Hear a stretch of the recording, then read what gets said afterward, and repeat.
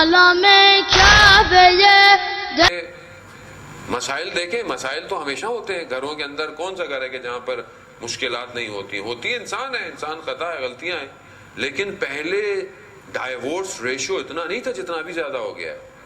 اور اس کی ایک بڑی وجہ میں آپ کو بتاؤں کہ بہرحال میں کافی ملکوں میں ٹریول کیا اور ڈسکشن کی، اور جو ایکسپیرینس ملا وہ کیا ہے؟ سب سے بڑی وجہ والدین کی اپنی بیٹی کی صحیح تربیت نہیں ہے. یہ نہیں کہ خدا نخواستہ آپ نے اس کو خراب سے، نہیں، مسئلہ وہ نہیں ہے. مسئلہ یہ ہے کہ جب آپ بیٹی کو پروان چڑھا رہے ہیں تو بیٹے بولا اس کو اس طرح تربیت دیں کہ اس نے کل کسی اور گھر میں جانا ہے، اور جب وہ کسی گھر میں بھیج دی ہے تو پھر کچھ اس کو خود فیصلے کرنے دیں. پہلے یہ مشکلات جہاں زندگی میں اس سے فائدے ہیں وہاں سب سے بڑا نقصان بھی یہی ہے. کیا ہے کہ پہلے اگر میاں بیوی میں کچھ ہوتا تھا، شوہر واپس آتا تھا، آ کر تھوڑے دو چار لفظ بول کر ماحول ٹھنڈا ہو جاتا تھا. ابھی وہ گھر سے باہر نکلا نہیں، ابھی واٹس ایپ اسکائپ شروع ہو گیا، ساس کے ساتھ، بہن کے ساتھ، اس کے ساتھ، اس کے ساتھ.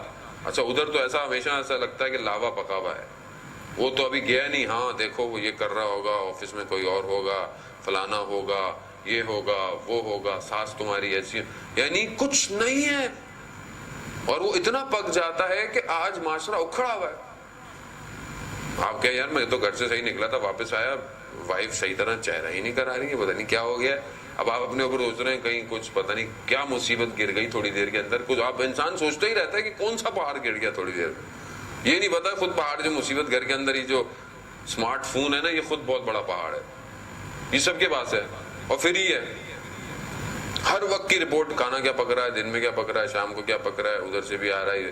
یہ صحیح نہیں ہے. عزیزان محترم، اصلاح کریں معاشرے کی. ہم جب بیٹی کی شادی کر دی ہے تو اس کو اس کے حال پر چھوڑیں، اس کو تھوڑی دیر. وہ اپنے بھائیوں پر کندھے رکھ کر، اپنے گھروں پر کندھے، میرے تو بھائی یہ، میرے تو بھائی وہ، میرا تو یہ، گھر برباد. بھائی جس سے شادی ہوئی ہے اس کی بھی کوئی اپنی ہوئیت ہے نا. ہر گھر میں مشکلات 100 ہیں، ہمارے اپنے گھر میں مشکلات ہوں گی. آج اگر میں کسی اور کی بیٹی کا خیال نہیں کروں گا، کل میری بیٹی کا بھی کوئی خیال نہیں کرے گا. یہ تربیت ہے، نکات ہیں. ان سرسخت دور کے اندر حضرت خدیجہ کس طرح، کتنے لوگوں نے اعتراض کیا حضرت خدیجہ کے اوپر اس ٹائم، کتنے لوگوں نے اعتراض کی جب رسول خدا سے شادی ہوئی ان کی، کہ یہ کیا کیا. کیونکہ ظاہر ہے لوگ کفار قریش تھے سارے، اور جانتے تھے کہ کتنی جو ہے وہ ملکہ عرب کے نام سے مشہور تھی، سید بطحا کے نام سے، سیدہ بطحا مشہور تھی وہ. لیکن کتنے رشتے تھے. اب وہ ہمارے برادران اہل سنت کی روایت میں ہے کہ ان کی پہلے شادی ہو گئی تھی، لیکن ہمارے اہل تشیع میں پروف نہیں ہے، ان کی کوئی شادی نہیں ہوتی. وہ کہتے نہیں جو کچھ اولادیں تھیں تو وہ بھی ہسٹری نے پروف کیا کہ وہ ان کی اپنی اولادیں نہیں تھی، وہ ان کی بہن کی بچیاں تھیں جن کی انہوں نے پرورش کی تھی. پاک اور طاہرہ تھیں، خاندان بھی بہت باعزت خاندان تھا.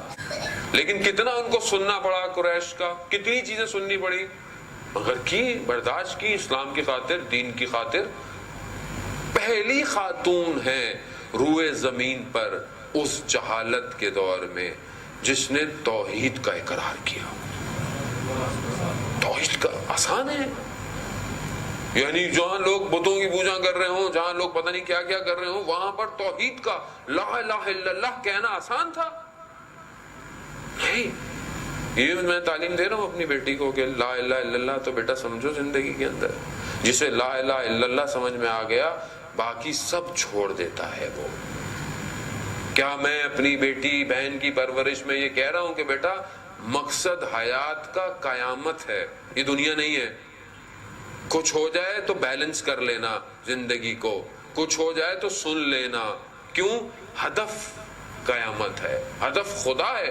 جب خدا ہدف ہو تو آپس میں انسان رنجش بھی نہیں کرتا، حسد بھی نہیں کرتا، کینہ بھی نہیں رکھتا، بغض بھی نہیں رکھتا.